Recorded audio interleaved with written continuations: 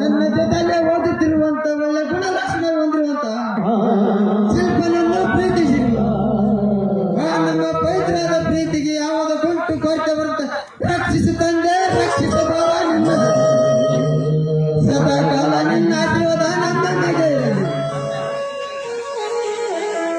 ಯಾವಾಗಲೂ ನನಗಿಂತ ಮುಂಚೆ ಬಂದು ನನಗಾಗಿ ಕಾಯ್ತಾ ಕುದುರ್ತಿರುವಂತ ನನ್ನ ಆರೋಗ್ಯನಿ ಇನ್ನಾದ್ರೂ ಬಂದಿಲ್ಲದ ಯಾಕೆ ಕೇಳ್ತೀನಿ.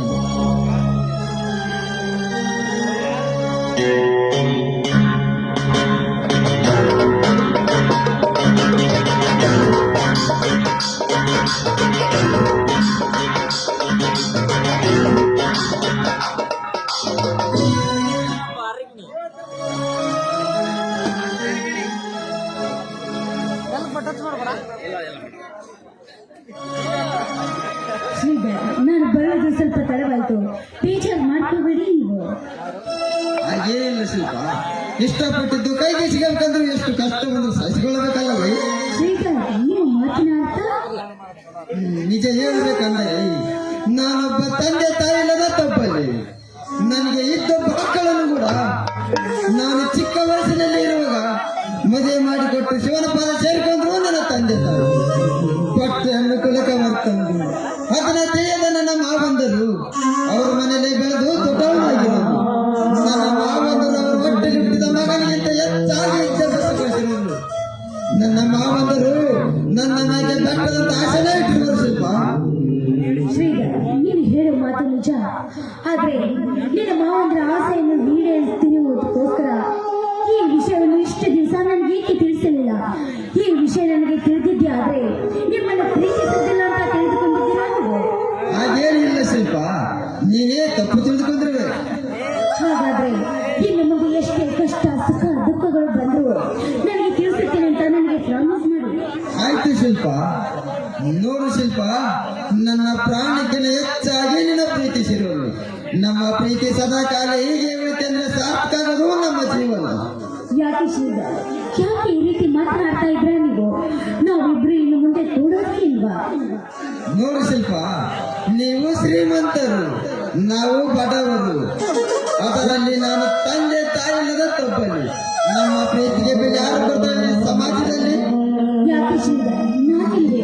ಈ ನಿಮ್ಮ ಪ್ರೀತಿಗೆ ನಾನು ಬೆಲೆ ಕೊಡುತ್ತೇನೆ. ನಾವು ಶ್ರೀಮಂತರಾದ್ರೇನು, ನೀವು ಬಡವರಾದ್ರೇನು, ನಾವು ಉಸಿರಾಡುತ್ತಿರುವ ಗಾಳಿ ಕೂಡ ಒಂದೇ, ನಾವು ಜೀವಿಸುತ್ತಿರುವ ಭೂಮಿ ಕೂಡ ಒಂದೇ ಅಲ್ವಾ? ಶಿಲ್ಪ, ಇದಕ್ಕೆ ನೀನು ಒಪ್ಪಿದ್ರೆ ಇದು ಆಗಲ್ಲ. ಮತ್ತು ಇದಕ್ಕೆ ನಿಮ್ಮ ಅಣ್ಣನ ಒಪ್ಪಿಗೆ ಬೇಕಲ್ಲವೇ? ಶ್ರೀಧರ್, ನನಗೂ ಒಂದು ಮನಸ್ಸಿದೆ. ಯಾಕೆ ಈ ರೀತಿ ಮಾತನಾಡ್ತಾ ಇದ್ರ ನೀವು?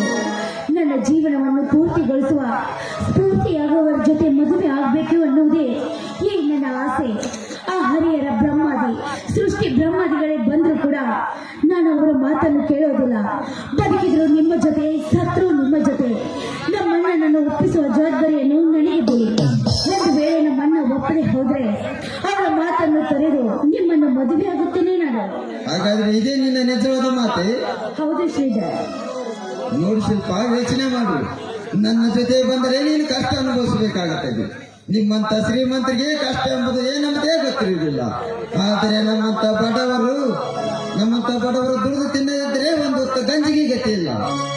ಹೌದು ಶ್ರೀಧರ್, ನಾನು ಕೂಡ ಅದನ್ನೇ ಯೋಚನೆ ಮಾಡಿದ್ದೇನೆ. ಆದ್ರೆ ಇಂಥ ಶ್ರೀಮಂತಿಕೆಯಲ್ಲಿ ಮೆರೆಯುವ ಹೆಣ್ಣು ನಾನಲ್ಲ. ಈ ನಿಮ್ಮ ಪರಿಸ್ಥಿತಿಯನ್ನು ಅರ್ಥ ಮಾಡಿಕೊಂಡು ಅದರಂತೆ ನಡೆದುಕೊಳ್ಳುವುದು ಮನುಷ್ಯನ ಲಕ್ಷಣ ಅಂತ. ಹಾಗಾದ್ರೆ ನೀನು ನನ್ನ ಕೈ ಬಿಡಲ್ಲ ತಾನೆ? ಈ ಭಾರತ ಮಾತೆಯ ಸಾಕ್ಷಿ ಮಾಡಿ ಹೇಳುತ್ತೇನೆ, ಮನಸಾರೆ ಒಪ್ಪಿಕೊಂಡಿದ್ದೇನೆ. ಯಾವತ್ತೂ ನಿಮ್ಮನ್ನು ಬಿಡಲಾರೆ ನಾನು. ಹಾಗಾದ್ರೆ ಇದೇ ಸಂತೋಷ ಸಮಯದಲ್ಲಿ ಈ ನಿನ್ನ ಮಧುರವಾದ ಕಂಠದಿಂದ ಒಂದು ಪಾದಗೀತೆ ನಾಡಿ ನನ್ನ ಮನ ತನಿಸುವುದೇ ನನ್ನ ಚಿನ್ನ. ಹಾಗಾದ್ರೆ ಬಾಯಿ ರಾಜ. ಕವಿತಾಳಿದಾಸನ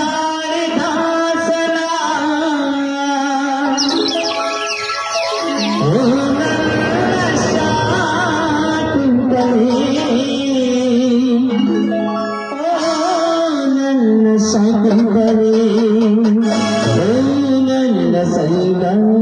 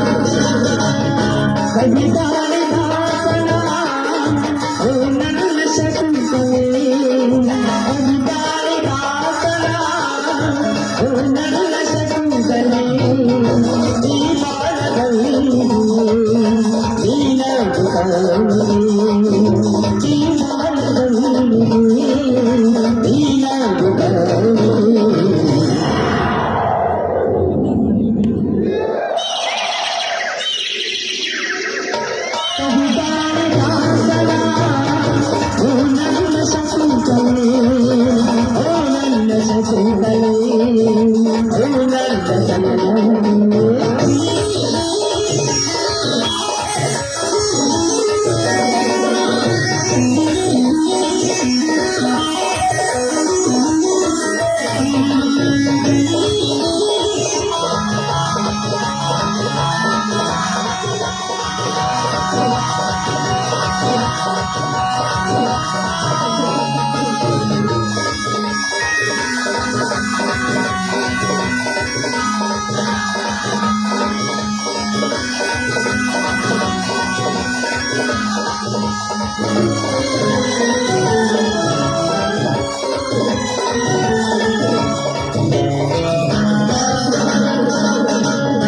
ನನಗಾಗಿ ಆದೈವ ನಿನ್ನ ಕರೆದನಲ್ಲಿ ನನಗಾಗಿ ಆದೈವ ನಿನ್ನ ಕರೆದನಲ್ಲಿ ಈ ಜೀವನಗಾಗಿ ನಿನಗಾಗಿ ಈ ಜೀವನಗಾಗಿ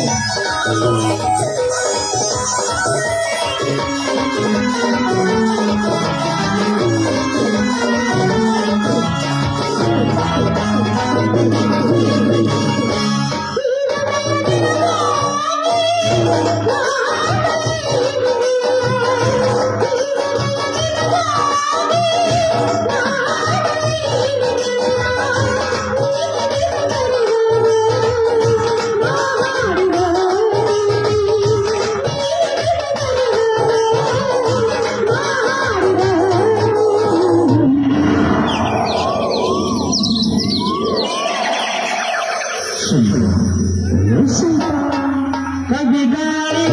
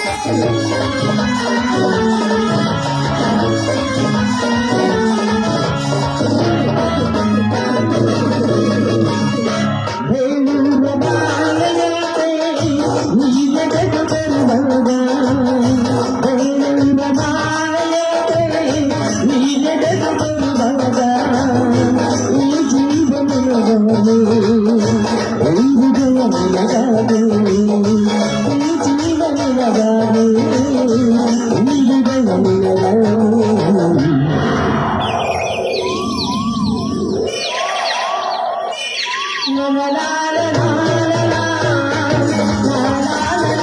la la